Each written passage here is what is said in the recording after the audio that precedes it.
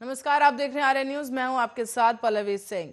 मध्य प्रदेश में कोरोना संक्रमण ने रफ्तार पकड़ ली है। साथ ही 24 घंटों में प्रदेश भर में 308 नए केस मिले और एक दिन पहले 221 केस सामने आए थे।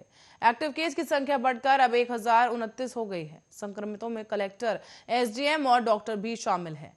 सिंधिया के पीए भी पॉजिटिव पाए गए। इस दौरान सबसे ज्यादा 137 नए संक्रमित इंदौर में मिले हैं। इनमें एक एसडीएम अक्षय मार्कम भी शामिल हैं और यहां पर एक मरीज की मौत भी हो गई है। 21 दिसंबर को भी 2 मौतें हो चुकी हैं और इससे पहले आपको बता दें कि संक्रमण दर अब बढ़कर 1.85 हो गई है। नए संक्रमितों में 69 भोपाल से सामने आए। दतिया कलेक्टर से संजय कुमार, उनकी पत्नी और परिवार के 2 अन्य सदस्य भी पॉजिटिव हो गए हैं। कलेक्टर की बेटी 2 दिन पहले ही दिल्ली से लौटी थी और इंदौर और भोपाल में परिवारों पर कोरोना टूट पड़ा है। दोनों ही शहरों में अब तक 286 में से 66 केसेस सामने आए हैं और 16 परिवारों से सामने आए हैं। इंदौर में 9 परिवारों के करीब 39 लोग शामिल हैं और भोपाल के 7 परिवारों से 27 संक्रमित मिले हैं। इसमें पति, पत्नी और बच्चे भी शामिल हैं। इंदौर कलेक्टर मनीष सिंह ने सोमवार को कहा है कि कोरोना के केस जिस रफ्तार से बढ़ रहे हैं वो एक खतरनाक इशारा है। हम और प्रतिबंध लगाएंगे। शादियों में गेस्ट की संख्या सीमित करेंगे। बड़े कार्यक्रम कोई ना कराए और कोरोना डेल्टा वेरिएंट लगातार मिलने के साथ ही अब ओमिक्रॉन भी तेजी के साथ फैल रहा है। तबाही मचाने वाली दूसरी लहर डेल्टा ही लाया था। इस जानलेवा वेरिएंट के पेशेंट लगातार मिल रहे हैं।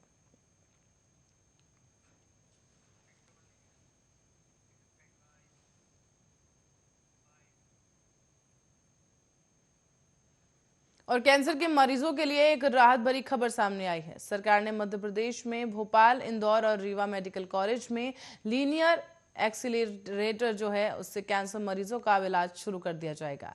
जहां 4 जनवरी को होने वाली शिवराज कैबिनेट की बैठक में इस योजना को मंजूरी दी जाएगी।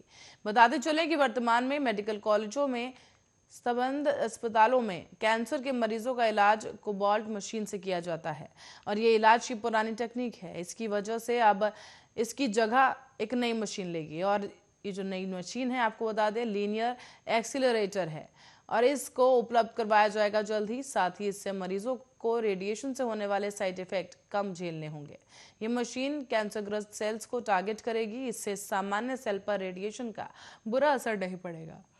चिकित्सा शिक्षा विभाग के प्रस्ताव में यह भी कहा गया है कि प्रदेश में अभी 13 लीनियर एक्सीलेटर उपकरण उपलब्ध हैं। इनमें से मात्र एक एम्स में चालू है और इसकी वजह से मरीजों को इलाज के लिए प्राइवेट अस्पताल या राज्य के बाहर जाना पड़ता है, जिसने उन पर अतिरिक्त बोझ डाल दिया है। साथ ही इसको देखते हुए अब तय किया गया है कि भोपाल, इंदौर और रीवा मेडिकल कॉलेजों से संबद्ध अस्पतालों में लीनियर एक्सीलेटर को स्थापित किया जाएगा। साथ ही स्थापना की पीपीपी के तहत की जाएगी।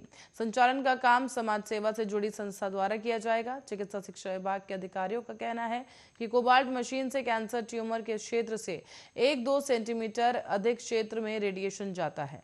इसके कारण स्वास्थ्य कोशिकाएं भी प्रभावित होती हैं। मरीजों को कमजोरी, खून की कमी, सूजन जैसी समस्याएं रहती हैं और कई मरीज इलाज अधूरा छोड़ देते हैं। जबकि लीनियर एक्सीलरेटर कैंसर उपचार के लिए आधुनिक तकनीक का उपकरण सामने आएगा।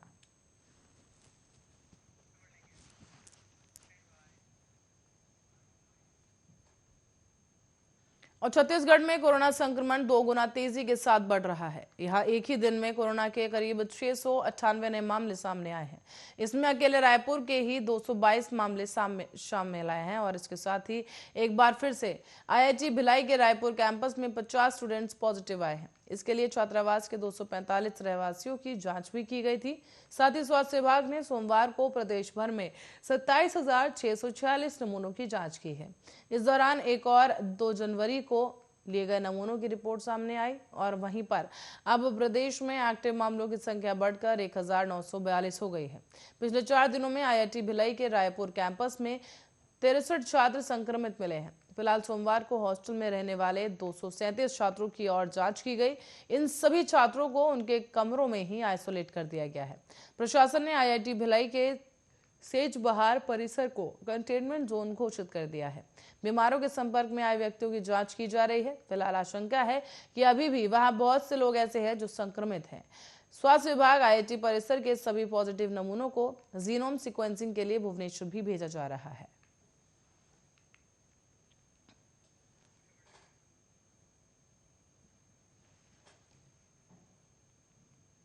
और कोरोना के नए वेरिएंट ओमिक्रॉन को लेकर अब रेलवे प्रशासन भी गंभीर नजर आ रहा है। रेलवे ने आदेश जारी करते हुए कहा है कि रेलवे स्टेशन पर जो भी बिना मास्क के नजर आएगा उसे 500 रुपए का जुर्माना देना होगा। इस कार्रवाई को लेकर अधिकारियों को भी पाबंद कर दिया गया। साथ ही पश्चिम रेलवे रतलाम मंडल की ओर से सख्त आदेश जारी किया गया है कि रेलवे स्टेशन और परिसर में कोई भी यात्री बिना मास्क के भ्रमण नहीं कर सकता है। भारतीय रेलवे नियम 2012 के अनुसार कोरोना गाइडलाइंस का पालन नहीं करने पर 500 रुपए का जुर्माना लगाया जाएगा। इस संबंध में यह भी आदेश जारी किया गया है कि यात्रियों को कोरोना के अनुरूप व्यवहार नहीं करने पर टिकट चेकर और अन्य अधिकारियों द्वारा उन पर निगाह रखी जाएगी। इसके बाद जुर्माने की कार्रवाई होगी। साथ ही रेलवे स्टेशन पर बड़ी संख्या में यात्रियों का आवागमन होता है। ऐसे में अभी तक ये देखने में आ रहा था कि रेलवे स्टेशन परिसर में नियमों का पालन करवाने के लिए किसी की भी जिम्मेदारी तय नहीं थी, लेकिन अब रेलवे स्टेशन पर भी सख्ती होने की वजह से संक्रमण पर रोक लगने की उम्मीद जताई जा रही है। रतलाम कलेक्टर कुमार पुरुषोत्तम के मुताबिक जिला प्रशासन द्वारा कोरोना गाइडलाइंस का पालन नहीं करने वालों के खिलाफ बड़ी कार्रवाई की जा रही है। साथ ही रतलाम में हाल ही में 1,500 लोगों पर जुर्माने की कार्रवाई हुई है। ये कार्रवाई संभवतः पूरे मध्य प्रदेश में तीसरी लहर की आहट के पहले की गई सबसे बड़ी कार्रवाई है।